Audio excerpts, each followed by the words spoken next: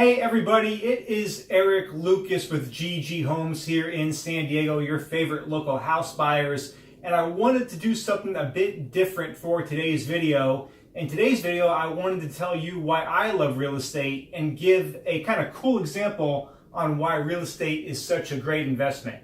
So those of you that know me know that I am from Phoenix, Arizona, but my family is actually from the East Coast. They're from New York. My mom was actually born in the Bronx, and my dad was born in Syracuse, New York, and that is the subject actually of today's video. So after World War II, my grandfather got back, got married, decided to start a family.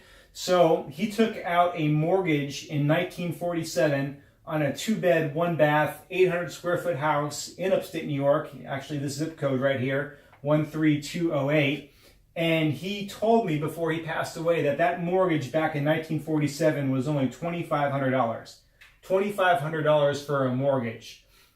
Well, this house actually has been converted to commercial property, but if that house was still existing today, I ran some comps in this area, and I estimate that a 2-bed, 1-bath, 800 square foot house with a detached 1-car garage would sell for about $80,000 today.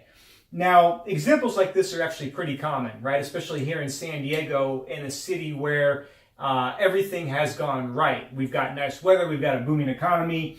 People look back at what prices sold for back in the 40s, the 50s, or even the 80s, 90s, and they say, wow, look how great you could have done if you had invested in real estate. But that's easy to do in places like San Diego or Phoenix or LA or San Francisco, where you've got booming cities with great weather. And Syracuse, New York is not that. This is kind of like Detroit's little brother that nobody talks about. And I say that because Syracuse has actually had a declining population for the last 70 years. Their peak was about the 1940s and 1950s as far as population and economy growth.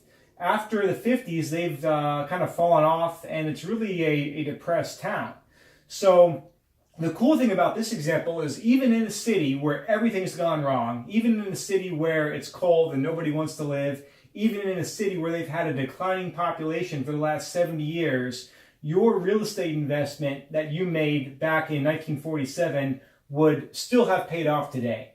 And that investment still would have been better than gold, because gold in 1947 sold for $58 an ounce, and if you had bought $2,500 worth of gold in 1947, you'd have about $76,000 today. So even investing in one of the worst cities in America, your investment in real estate still would outpace gold, and obviously would outpace inflation as well. So kind of a cool example that I wanted to share with you all here on Facebook. And I guess if you've got some buyers now that are out there in the market and they're kind of scared, they think that we might be near the top. They might be right, but you can always bring up this example and say, well, look, everything went wrong in this town, and you would have been okay. So I highly doubt that people are going to be moving out of San Diego anytime soon, given the weather and the economy and the fact that everybody wants to live here. The last example that I'll kind of cover on this is, let's say my grandfather got ripped off. Let's say he paid twice the market value for this house back in 1947. Let's say he paid $5,000 for this property.